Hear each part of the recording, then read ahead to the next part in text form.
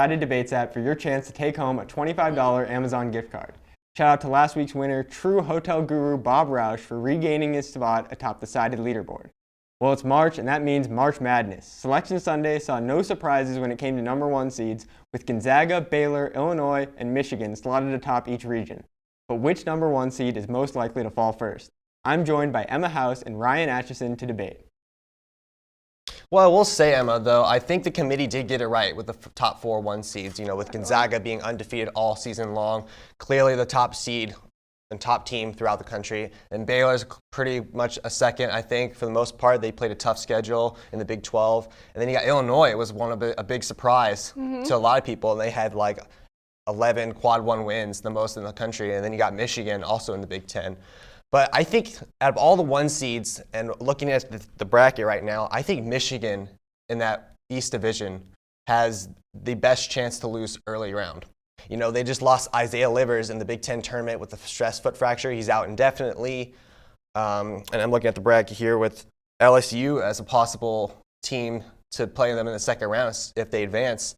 And LSU looked really impressive in the SEC tournament. I mean, they got to the final against Alabama. They upset Arkansas. I'm just looking at it. I don't see any other 1 seed losing that early, potentially. And I think the East Division with the bracket, also with Texas in there, Alabama still in there, UConn, BYU, this division is stacked. And that's why I think Michigan has the best chance to lose early. Well, I'll take a hot take. I'm going to say Gonzaga. Here's the thing with Gonzaga. I don't know. They seem so good throughout the whole season, undefeated. Like, they were arguably the best of the country this year. But it's March Madness. Anything can happen, and I think they're definitely going to choke. Do I think first round choke? No, but I think maybe, later on. The only, really hard games, arguably, that they have in their division or in their, section, I guess, is, maybe Iowa, West Virginia. We went against Kansas, and they're not, tough, super tough teams, but they are the toughest in that Gonzaga plays throughout the regular season, and I think they're going to see them again, and they're definitely going to choke when they go against them. See, I think Gonzaga honestly got the better end of the stick. Looking at the West region, they put Kansas and Virginia, those teams right now currently having COVID issues and are kind of in quarantine right now. I mean, who knows if they're going to even play. They might have replacement teams coming in there. And then Iowa is really the only other threat I see. So I see Gonzaga going straight through to the Final Four. I don't think any team right now currently has a chance against them. Yeah, I would argue against that. I feel like, it's like I said, it's March Madness. Everybody gets fired up about it, and people make stupid mistakes in games. And I think that Gonzaga is going to see those mistakes pretty early on. And I think they're just going to keep fumbling and eventually fall. Yeah, Gonzaga, though, has 3 of the top players in the country. You got Drew Timme, you got Corey Kispert, you got Jalen Suggs, who's one of the best freshmen of the year. I mean, those are a big 3, but now with Michigan, without Isaiah Livers, he's one of the best scorers on their team. And really the only other scorer is Hunter Dickinson, one of the freshman centers. And I just can't see Michigan without Livers. Unless they can get him back somehow in the next round or 2, but it's not looking likely. It's going to be tough. It's going to be really tough for Michigan to consistently pour out wins, especially when the tournament gets tougher and tougher. So when are you saying Michigan's getting out? First round, second round? I'd say LSU has a good chance of knocking them out in the second round. Really? If LSU plays against them, or even maybe St. Bonaventure at that 9 seed, that team is something you can't sleep on. A little upset. So I think Michigan could be a first weekend upset. I don't see anybody else. But maybe Baylor would be a close second. But other than that, I don't see how a 1 seed would go down early. Well, I don't know. Baylor's pretty good, so I don't think they're going down. But LSU was looking pretty good, I will say that. So I'll give you that argument, but I don't know. I just think Gonzaga's going to choke. They always do. They always choke in the March Madness. And I think, I don't know, it's hard to, imagine Gonzaga going all the way for me, I guess. It's just, I've always seen Gonzaga as not a good team, except they are. But, it's just March Madness. That's all I can say. That's my only argument. It's just March Madness. Nothing can happen. I do think that Gonzaga is going to make it a little farther than Michigan. I don't know. If they get out, I think they're going to get out in the same round. I'll take that hot take. Cool. Well, that's all the time we have. We will take it to a commercial and be right back.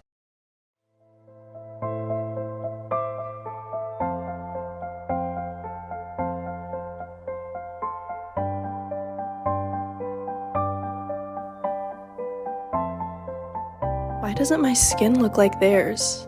Why is my nose so big? I'm never gonna look like those girls.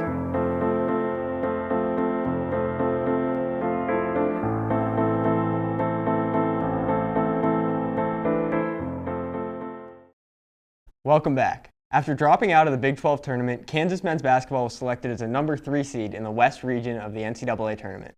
Set to match up with number 14 seed Eastern Washington in the first round, Kansas will be without redshirt freshman forward Jalen Wilson. However, KU is set to have junior forward David McCormick and sophomore forward Tristan Enyaruna back in the lineup. I'm joined now by Matt Manier and Jalen Colvin to debate on how far Kansas will last in the NCAA tournament. Well, I think the big question for this weekend, for the first weekend of the tournament, is the health of this team. We know that McCormick and Tristan are just going to be coming back. They should be traveling Thursday to Indianapolis, but they only have one practice in between the first round game. So we don't know how the team's going to gel because those two haven't played for about a week and a half now. So we'll see what happens there. But I believe that with McCormick back, I believe they can get past the Eastern Washington and then either USC or the winner of the Drake and Wichita State game. But I believe that the toughest challenge they may face is in the Sweet 16 against Iowa. A team is very, very good. And so far this year, they've had Luka Garza, who averages 25 and 9 this year, is the favorite for the Player of the Year. So I think this is going to be a tough out in the tournament, especially you got guys like Wieskamp, Bohannon, and Frederick, who all are great shooters. All three shoot 40+% from the three. So it's going to be tough to guard them, but it could be a tough task for the team, even though our defense has been playing well of late. But I think if there were a team to knock out Kansas in the Sweet 16, I think it would be Iowa. I think KU is going to be out a little earlier than that. I think second game they'll be out against USC.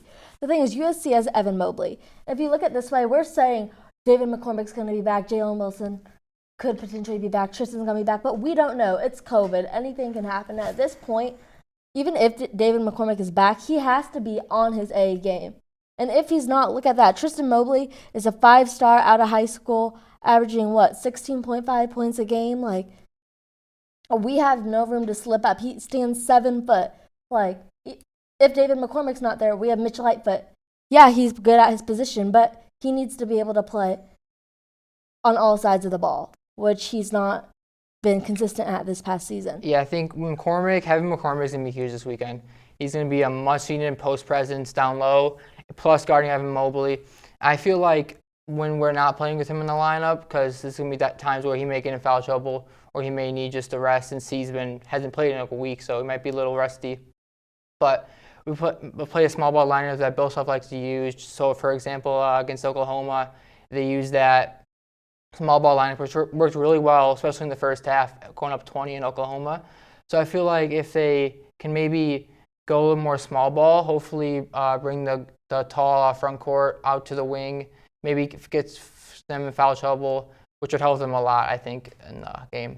The thing is, it's really all going to decide with Evan Mobley and how he plays and who we have playing. Because at the end of the day, Evan Mobley, that's why he's debatably one of the best freshmen right now. Because he can play debatably any position. He's a good shooter. He's great at defense, and that's really where it stands. And yeah, you can argue that USC is a 6 seed, but at the same time, KU's a 3 seed? And if you look at it this way, in the Ken Palm, USC is ranked higher than KU. Yeah, I think it's going to be a really interesting matchup. I think we'll see how Bill Self prepares for this. Hopefully, McCormick can get his feet going a little bit after some practice on Friday, assuming he arrives bearing no negative test. But I feel like going back to Iowa a little bit, I think they have the best chance for another reason to knock off KU, and that is their leadership. They got Garza, a senior. They have Bohannon, a senior, plus Wieskamp. So those guys know how to win games, and they've been in a tournament, I think, at least the past 3 years. So I feel like this team is bound to make a run, maybe deep. Hopefully not, because we all want Kansas to go deep. But I think Iowa poses a greater threat to USC than that. I think at the end of the day, it's really just going to depend on who's healthy, and if we have some positive COVID tests, we have another one popping up. What's going to stop more popping up? And I think that's really going to be the biggest factor in it. But with that being said, I don't think even with David McCormick on his A game, it would still be a close game versus USC. So with that being said, I really do see KU losing to USC. Yeah, it's going to be an exciting weekend. Hopefully KU does well. But with that, we'll send it to commercial.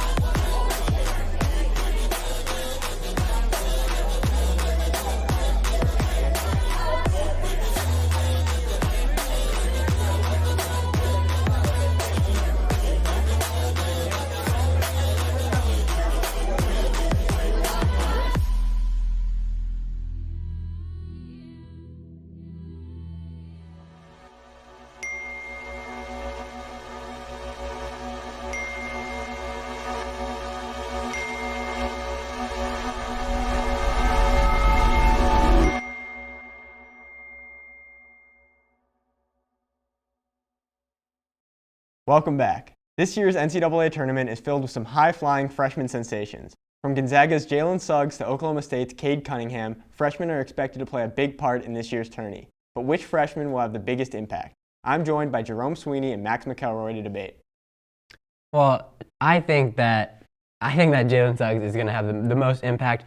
And the reason I say that is simply just because I think he is the best player on the best team in the country. And I think going into the tournament, I think that Gonzaga honestly kind of got a favorable region for them at least, and I think that Jalen Suggs, everyone will be able to see this guy. He is the most impactful freshman. I mean, that's a hot take because Drew Timme, Corey Kispert, Ayayi, that's a stacked team. That is a stacked basketball team.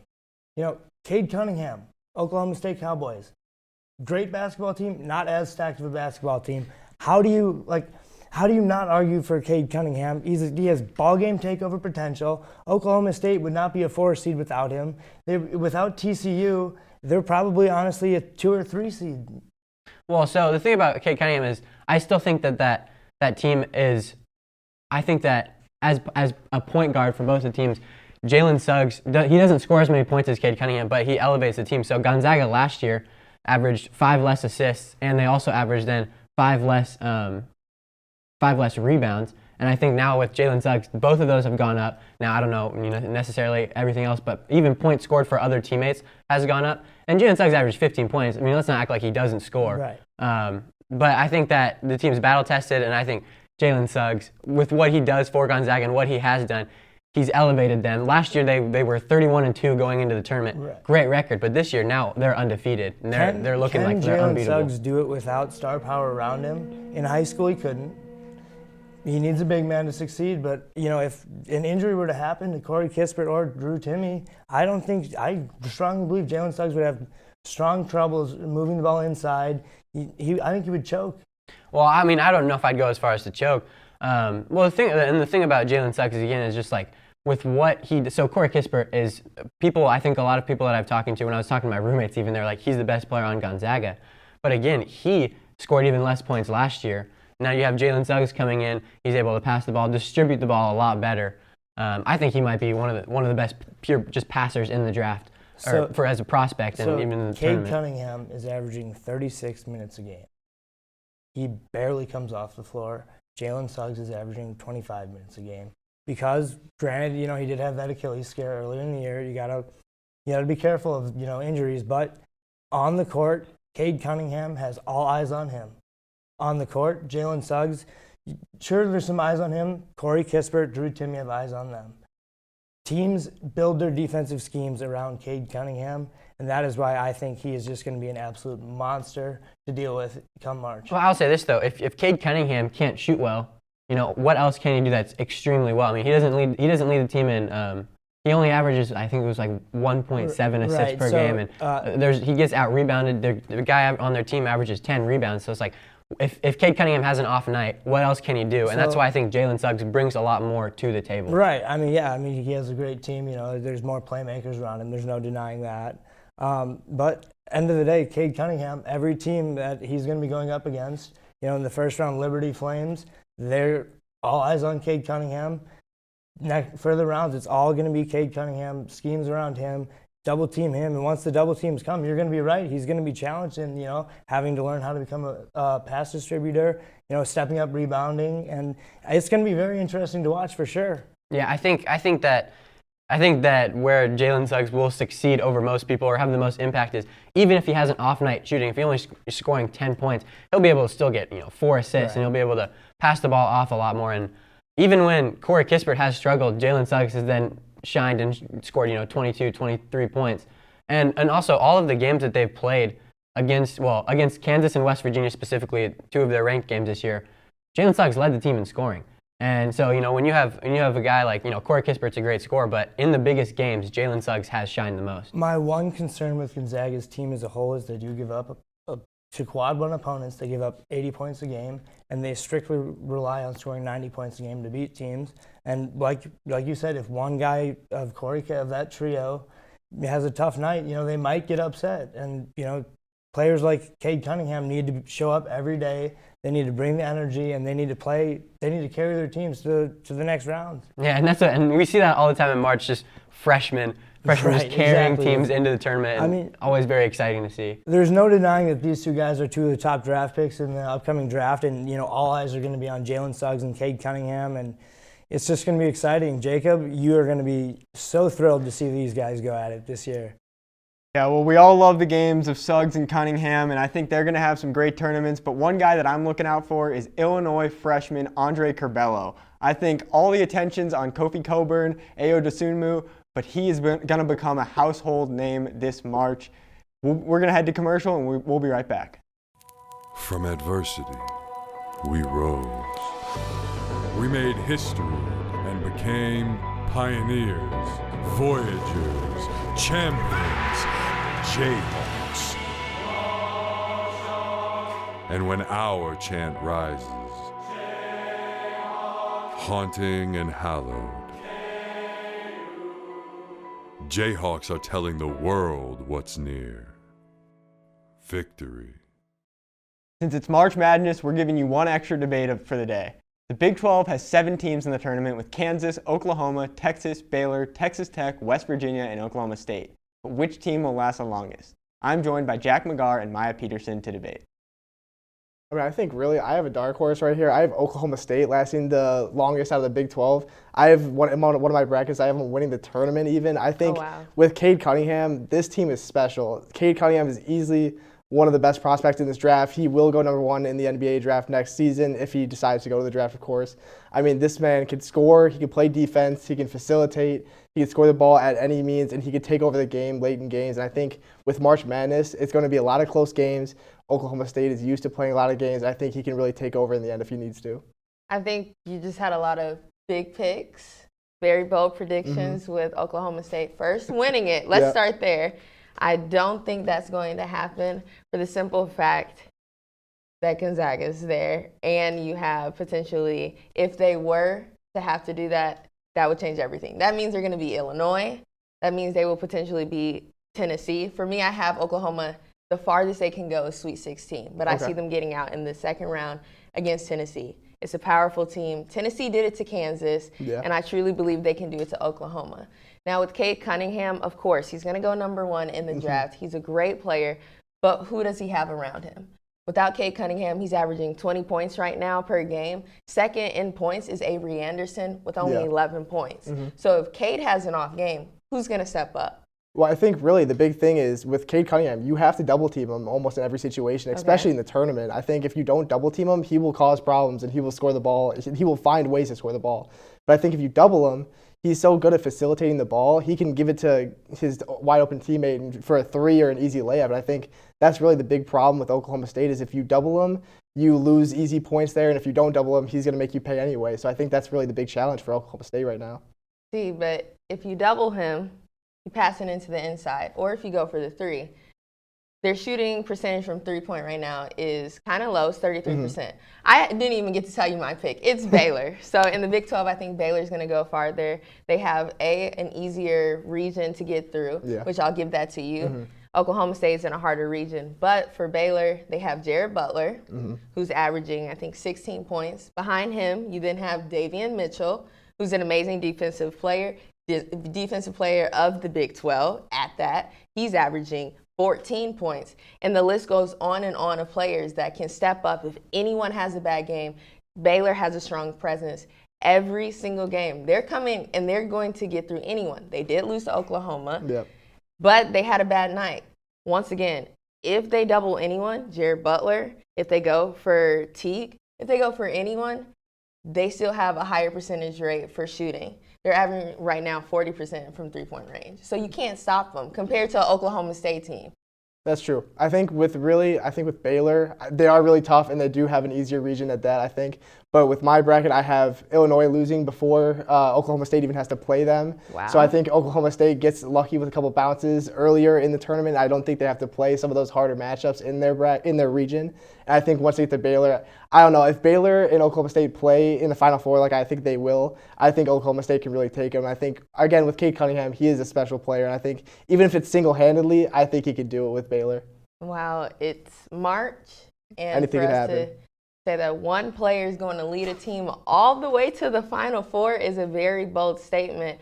It takes everything and everyone to get down to that Final Four and to the national championship. And I personally do not think, as great as a player Cade Cunningham is, he can take that team to the next level. Well, I think, too, with Oklahoma State, they out-rebound their opponents over the season. They outscore their opponents. They have a better field goal percentage, better free throw percentage.